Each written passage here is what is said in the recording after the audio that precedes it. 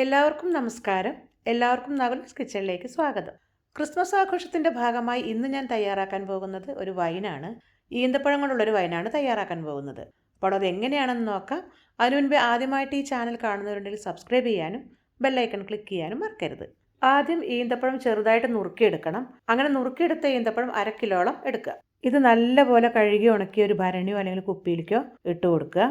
ഇനി ഇതിലേക്ക് വേണ്ടത് പഞ്ചസാരയാണ്. പഞ്ചസാര 400 ഗ്രാമാണ് ഇവിടെ ഉപയോഗിക്കുന്നത്. അതിൽ നിന്ന് കുറച്ച് ഇതിലേക്ക് ഇട്ട് കൊടുക്കുക. അതിനുശേഷം തിളപ്പിച്ചാറിയ വെള്ളം 1/4 അല്ലെങ്കിൽ 1.5 ലിറ്റർ വെള്ളം വേണം. അതിൽ നിന്ന് കുറച്ചെടുത്ത് ഇതിലേക്ക് ഒഴിച്ചു കൊടുക്കുക. എന്നിട്ട് കൈകൊണ്ട് നല്ലപോലെ ഒന്ന് ഞെരടി കൊടുക്കുക. അതിനുശേഷം നല്ലപോലെ ഉണങ്ങിയ ഒരു മരത്തവി എടുത്തിട്ട് ഒന്നും കൂടി ഇളക്കി കൊടുക്കുക. പിന്നീട് ബാക്കിയുള്ള പഞ്ചസാരയും കൂടി ചേർത്ത് മരത്തവി കൊണ്ട് നന്നായി ഒന്ന് ഇളക്കി ചേർക്കുക. പിന്നെ ഇതിലേക്ക് വേണ്ടത് ഈസ്റ്റാണ്. ഇത് 3/4 ടീസ്പൂണാണ് നമ്മൾ ഇടുന്നത്. ഇതിന് പകരം ഗോതമ്പ് മണികൾ നമ്മളൊന്ന് ചതച്ചിട്ട് കൊടുത്താലും മതി. ഇനി വേണ്ടത് സിട്രിക് ആസിഡിന്റെ പൗഡറാണ്. അത് 1 ടീസ്പൂൺ ഇതിലിട്ട് കൊടുക്കാം.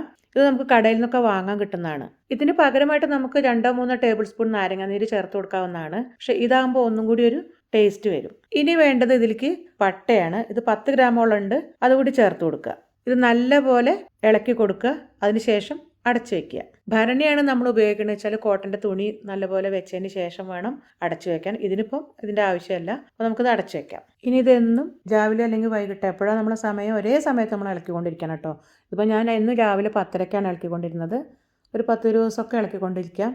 അങ്ങനെ പിറ്റേ ദിവസത്തെ ഒരു രൂപമാണ് ഇപ്പോൾ ഞാൻ ഈ കാണിക്കുന്നത്. ഇതിങ്ങനെയാണ് പിറ്റേ ദിവസം ഉണ്ടാവുക. അപ്പോൾ നമ്മൾ ഒന്ന് ഇളക്കി കൊടുക്കുക. അതിനുശേഷം 20-25 ദിവസം പിന്നെ തുടർച്ചയായിട്ട് ഇളക്കിക്കൊണ്ടിരിക്കുക.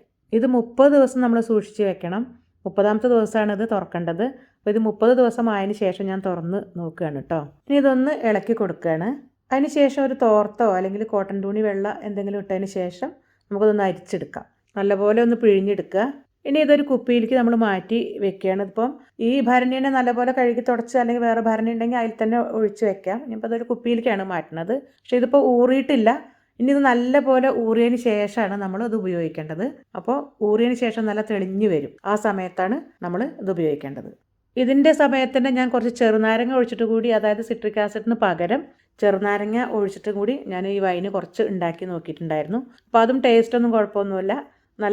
നന്നായിട്ട് തന്നെ വന്നിട്ടുണ്ട്. അപ്പോൾ അങ്ങനെ വേണമെങ്കിൽ നിങ്ങൾക്ക് ട്രൈ ചെയ്യാവുന്നതാണ്. സിട്രിക് ആസിഡ് ആകുമ്പോൾ ഒന്നും കൂടി ഒരു ടേസ്റ്റിന് കുറച്ച് വ്യത്യാസം തോന്നുന്നു മാത്രമേ ഉള്ളൂ.